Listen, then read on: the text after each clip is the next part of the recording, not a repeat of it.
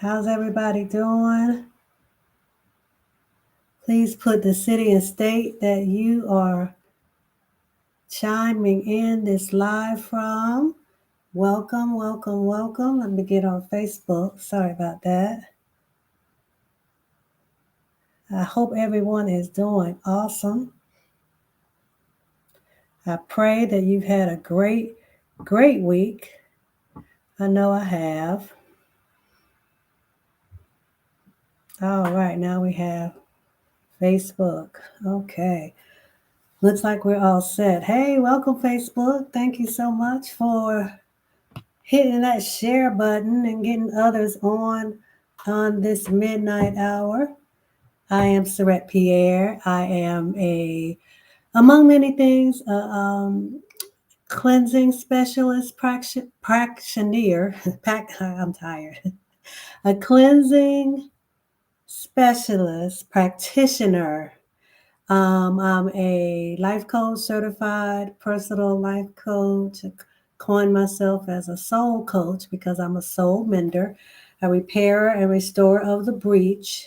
So I deal with woundedness and brokenness and how we can heal from those mother wounds and father wounds and all the different fragmented pieces of our soul that many of us have left behind, and we need to go back to those places and pick those pieces up, right? Put the pieces back together again, wherever there was hurt and pain and resent and trauma.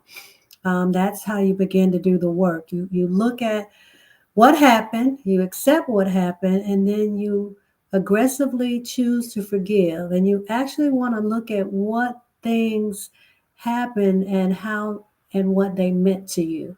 Because often, sometimes, what your interpretation, perception, or uh, could be rightfully so, what you feel, think, hear, right? Sometimes we hear something differently than it was said, right? Or what the person's intentions of how they said it weren't how we received it. So, yeah, I have a consulting firm. I'm a social serial entrepreneur, and I'm an orator as I am a healing evangelist and public speaker. I'm a writer, a brand rep. I represent various brands and companies when they contract me out to do that. And I am a food vlogger. I love all types of foods and giving my reviews and curating meals, working with restaurants and food trucks and the alike.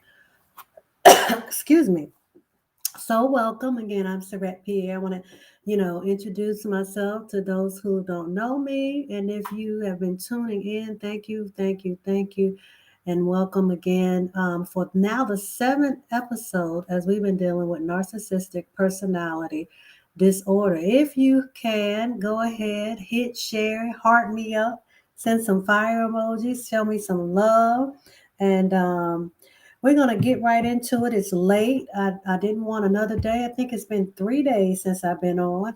And I did not like that. I was missing y'all, trying my best to get things done so that I can get back on. I had a lot of things that I've been doing and working on and launching and completing and all that good stuff. But today we're going to keep it really simple. We know over the last seven episodes, we talked about signs and characteristics and traits of a narcissist and the importance of not, jokingly and,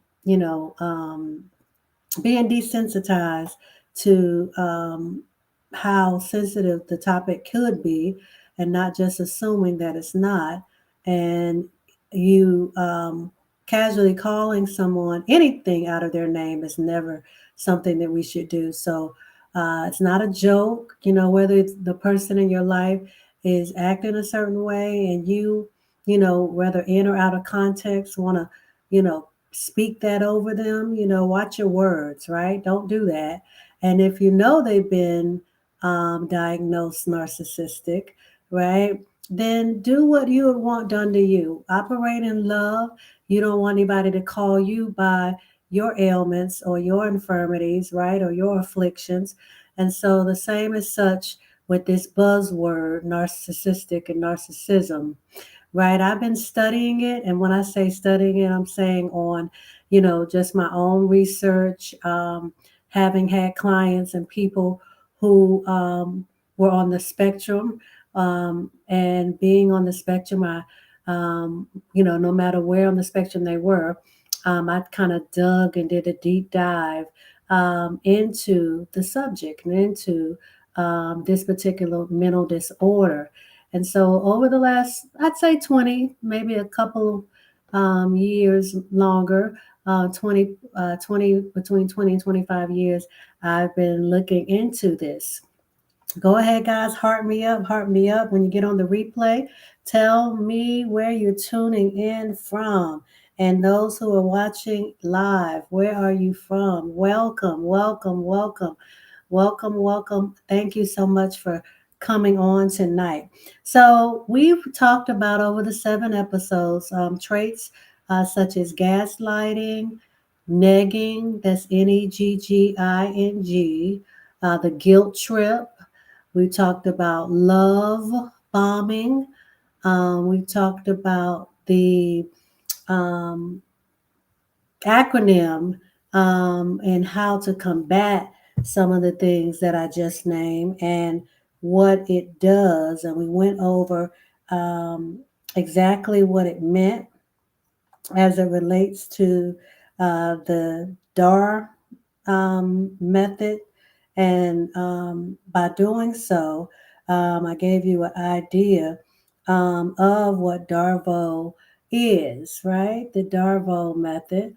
And yeah, we really, broken down many of the different things. As Narcopath says scientifically. And we here at Surratt Pierre Enterprises, we integrate, as often as we can, the mental, right, which can sometimes be the demonic, right, sometimes with the spiritual. And in doing so, we look at various things that come to the top, right? Um, when you do things like prayer and fasting, one of the things in the early part of turning over your plate and, really seeking God and consecrating yourself before Him and kind of shutting away, staying out of the way, shutting in prayer and feeding off the word and not feeding, natural food. And one of the things you'll find is you're detoxing your body, right?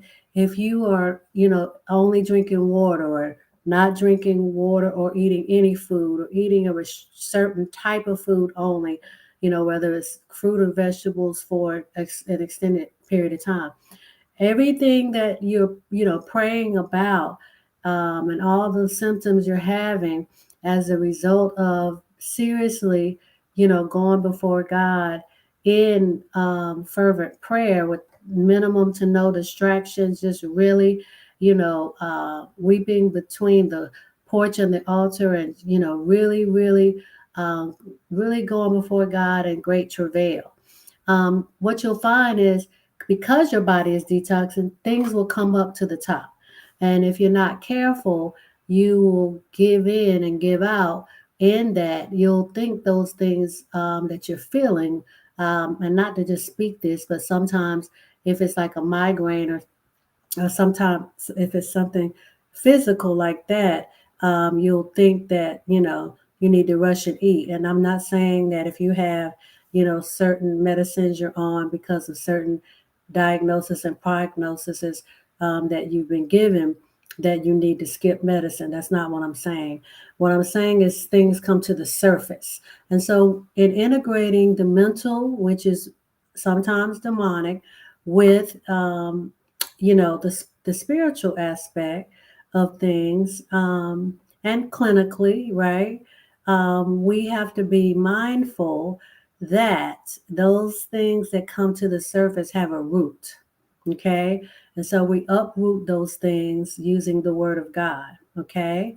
And so, with narcissistic personality disorder, I have found gaslighting is almost always a big um, characteristic, something that is often used from a narcissist standpoint, often used.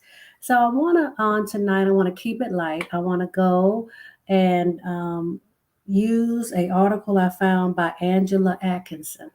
Okay, Angela Atkinson.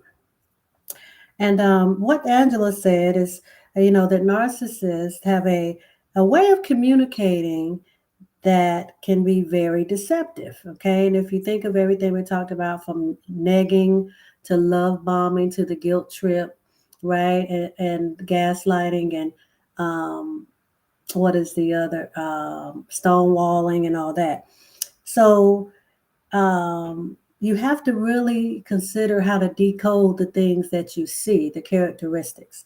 And what Angela says, and it makes a lot of sense, you have to know their language. You have to know the difference between, a narcissist and a sociopath or a psychopath and other toxic people, because you're not alone in this journey of finding out how you can combat what you're seeing and what others around you may actually have been diagnosed with. So, as Angela states, there are far more people than who you might think that are actually malignant narcissists. Malignant narcissists. Those are people with narcissistic traits, and those who are or would be diagnosed with narcissistic personality disorder, and they are well known to have major issues with communication, especially when it comes to people who are closest to them. One of the simplest ways you can identify a narcissist in your life or figure out whether your relationship is toxic is by learning how to spot the signs of a malignant narcissistic person in those around you. One of the most common manipulation tactics narcissists use is called gaslighting. Okay? Just to expound on that a little bit, gaslighting. It's a pervasive and highly effective tactic meant to manipulate you into questioning your own sanity and even your perception of the world around you. Okay, so we're going to kind of cover some phrases used by narcissistic abusers and gaslighting and what they actually mean when used. So, what they say is almost the opposite of what they're really meaning. Okay. They're really similar.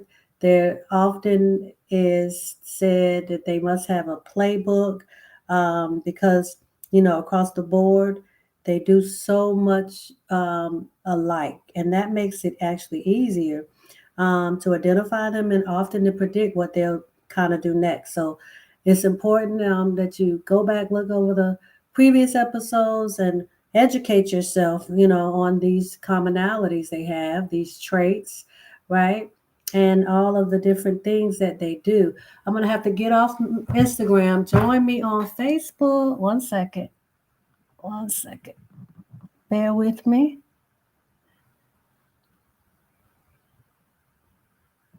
Hell, one second. Sorry about that. Okay, I'll go back later and because that was about to go dead. Sorry about that. So you have to be able to identify those things, no matter who it is. If anybody's in your life that has these specific traits, educate yourself on what these disorders look like, what it acts like, what it mirrors, what the modalities and commonalities are.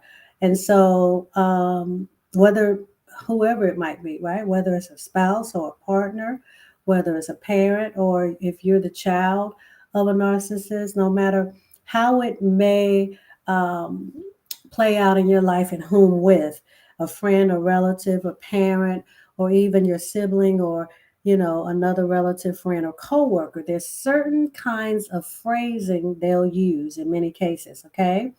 Now, they will use nearly identical word for word statements which is why they say there must be a narcissist playbook. Surprisingly, this is true regardless of a person's race, culture, religion, nationality, and financial status. Malignant narcissism does not discriminate. It can affect anyone in any circumstance, from the jobless drug addict to the wealthiest person on the planet, and everyone in between, Angela reminds us. Okay, we're reading an article from Angela Atkinson. Now, we need to be able to translate in English, a narcissist and how they have a way of not really meaning what they say and of not saying what they really mean. Okay. You can feel like they're speaking a totally different language sometimes.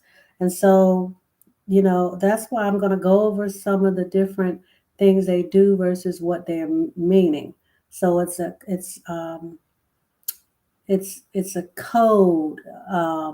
a code switch, okay?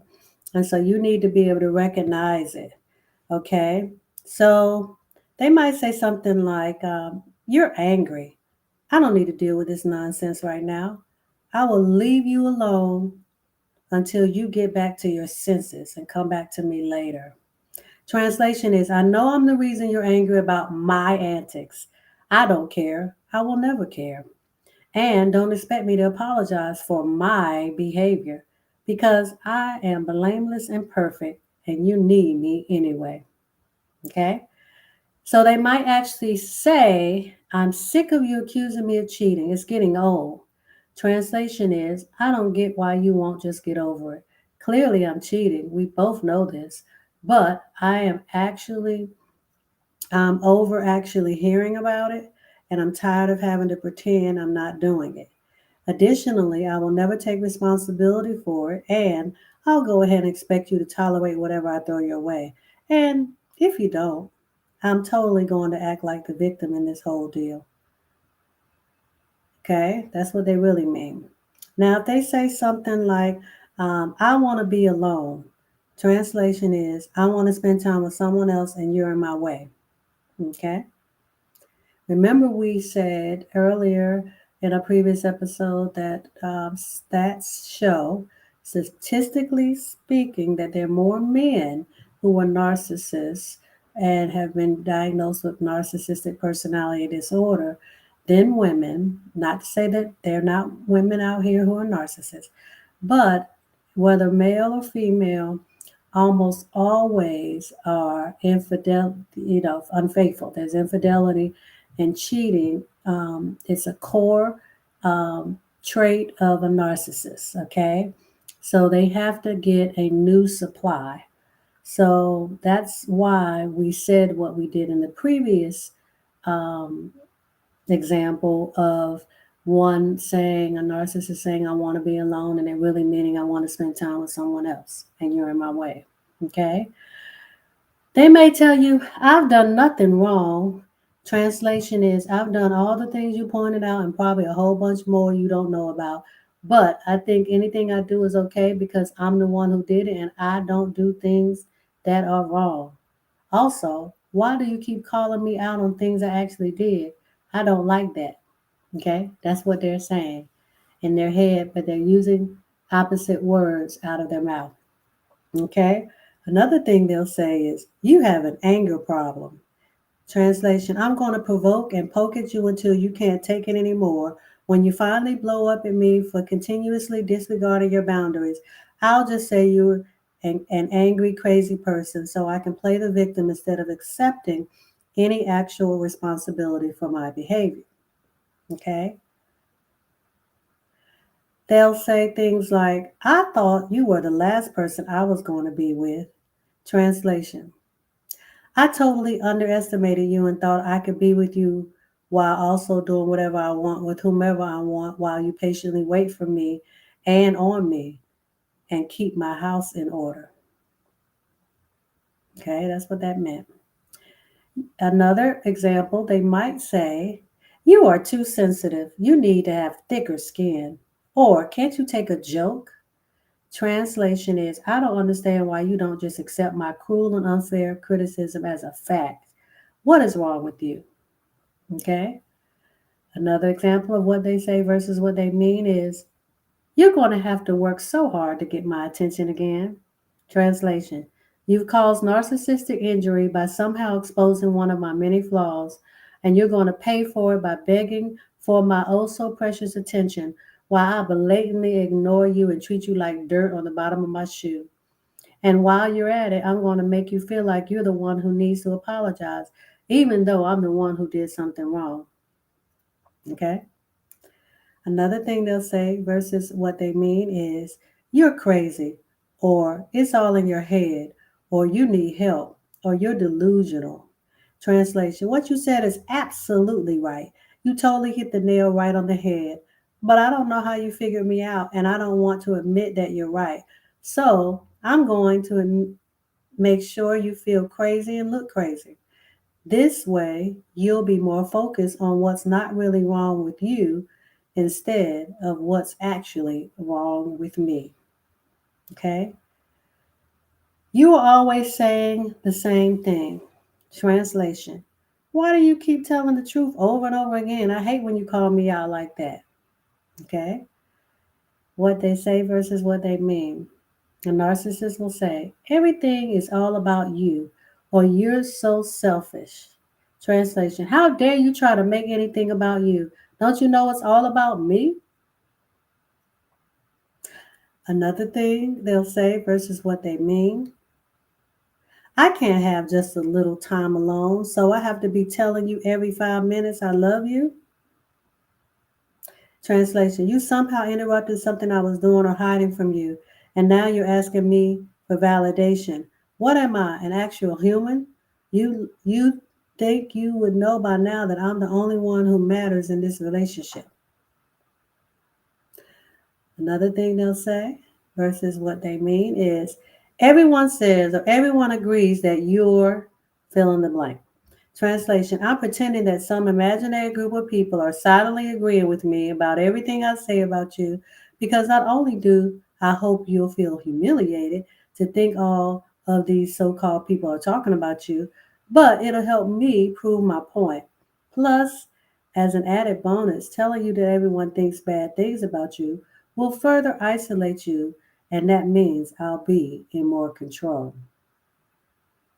Okay? When they say things like, you're a nice guy or you're such a sweetheart.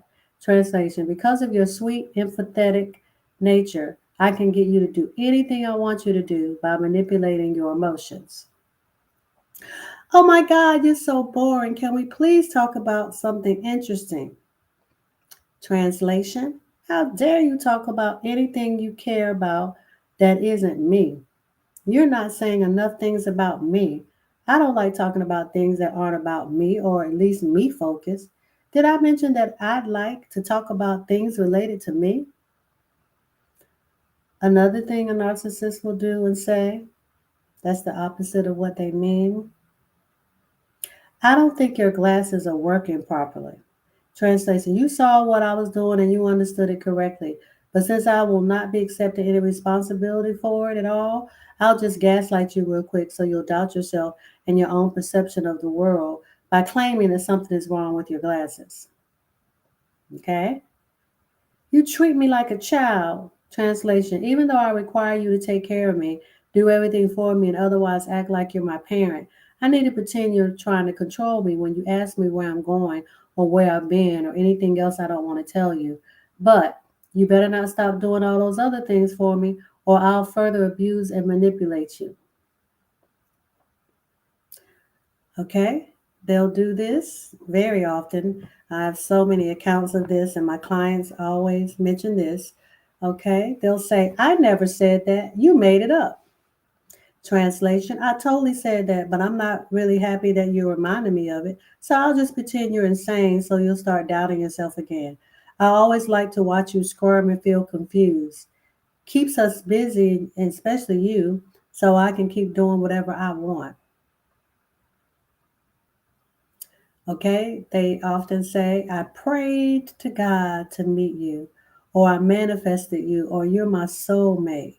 Translation: I'm going to make you believe that our connection is divinely inspired so that you'll feel like leaving would be doing something against God or the universe or whatever you happen to believe in. Okay? Another thing they'll say, I'm sorry I seem to have done things to make you not trust me. Translation, I'm sorry you're calling me out on things I've actually done, but I will not be acknowledging the very specific actions I have actually committed against you or our relationship. I mean, yeah, I totally did these things, but I'm not capable of taking responsibility for them. So my fake apology will have to suffice. And don't question me on this one. Accept it or I'll rage on you like always. They'll say everything that happens going forward is on you, or the ball is in your court now. Translation, I guess we can be together as long as I can be a horrible human being and you can continue to pretend that I'm perfect. Otherwise, you're on your own, honey, at least until I need another shot of supply from you. Okay? Remember I said they have a new supply, right? That's why they cheat, because they need to start breaking another person down. And they move very, very fast with all of this, enamored affection and all this embellishment of who they are and where they come from and maybe what degrees and type of experience they have, because they rush to paint such a glorious picture of themselves, since they're all 100% about themselves, because they want to get to the point of seeing you manipulated by them. So they move very, very fast. Okay. So the other thing they like to say a lot is, you just don't listen. Translation, I don't like when you don't go along with whatever I want or whatever I say. You've got a lot of nerve to say the truth as opposed to my twisted version of it. So I'm going to focus on diverting attention from what's actually true by focusing on your hearing. So they'll say you don't listen, and it's your hearing. Why do you always insist on arguing with me about everything? Translation, why are you so obsessed with the truth? Despite the fact that I make up facts to back up my lies, we both know I'm superior and it's all my way or no way. Okay? They'll say things like, can you see that I love you? Can't you see that? Translation, why do you keep making me take responsibility for things I've done to you? Isn't the fact that I use the words I love you enough to make you shut up and pretend everything's okay? They'll say things also like, why can't you love me for who I am? Or, that's just who I am. I won't change for anyone. Translation, I want to do whatever I want, say whatever I want, and treat you however I want. But I don't want you to notice or stop acting like I'm the best thing in your life. And if you do ask me to stop doing something you don't like or to compromise or bend in any way, shape, or form, I will make you so miserable you'll be begging me for mercy. Why can't you be like everyone else? Translation, why can't you just shut up and do whatever I want in any given moment? Why can't you read my mind and accept whatever I say, think, feel, or as a fact? They'll say, if you can't see that there's a problem with this relationship, then there really is a problem. Okay? Translation, oh, look, we just entered the devalue phase and you're a little shocked at how mean I'm suddenly become.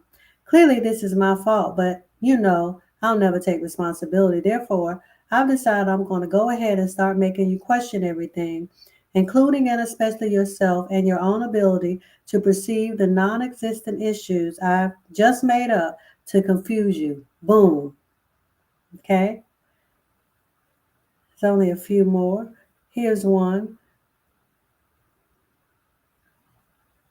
Weird. Your tears don't faze me, even though I'm a total empath. Translation, I don't care that I hurt you. I'm a liar, not an empath. I have no empathy at all. Never have, never will. Gotcha. They'll say, I didn't mean to cheat on you. It just happened. Translation, I refuse to accept responsibility for cheating on you because I am not interested in your emotions and I don't care how you feel. Okay? They'll say, I'm the most honest person you'll ever meet, or I never lie. Or I have one I've heard, and I heard others say that I'm not a malicious person. Okay. Translation: I'm the biggest effing liar on the planet, but I have an image to uphold to seem innocent and likable. Plus, I'm really good at lying to myself, and I tend to believe my own lies when it's convenient for me. They'll also say things like, so you're making this all about you? Translation: I really don't care how you're feeling because everything is always about me, even when it's really about you. And the idea that you would think otherwise really peeves me off right now. Okay? Another: I just want things to be good between us. Translation: if you don't behave the way I want and accept all my lies and crappy behavior, then you're making things not good between us. So it'll be your fault that I will have to be mean to you and or leave again. Okay. These sound familiar to you. You could really be in a toxic relationship with an abusive, malignant narcissist. If so, there are many resources that can help you. There online help for people who are survivors of narcissistic abuse. Um, there are private, what we talked about in previous episodes, one on one narcissistic abuse recovery coaching and counseling. There are many different things that you can do. You're not, again, alone. Trust your gut. Okay. Reach out to a professional. Text hello to text code 741741. Now, for your safety, it may be wise to delete your text after the conversation, particularly if the person who is manipulating you has access to your phone, okay? And as always, as I always tell you, always need third parties to run scenarios by and have them from an objective level tell you that no, you're not going crazy. What you said did not warrant that response. You're being manipulated, and you're not losing it. You're not confused. You're not knowing if you're coming and going. You're not going and saying they're wrong. Okay, that's the beauty of confiding in someone. So the benefits also of doing so is, it's twofold. You can find an ally in your corner to process what you're going through, and you can spend some quality time away from the person who is manipulating you. Try to build a core group of people who you know will always have your back. Always have to have people who, support you and always have your back because you need that when dealing with someone with NPD. And so it's late now. It's after 1 o'clock a.m. I'm going to go ahead and get off for now. Thank you so much for joining us. Again, the article that I read about the different things, gaslighting, what they say, a narcissist says versus what they really mean, is by Angela Atkinson. Angela Atkinson. And so keep your notifications on so that when I come back, you'll be notified and you can hop on. Please share this with others. I'm so glad that you tuned in on tonight. And until next time, we'll see each other later. Bye bye.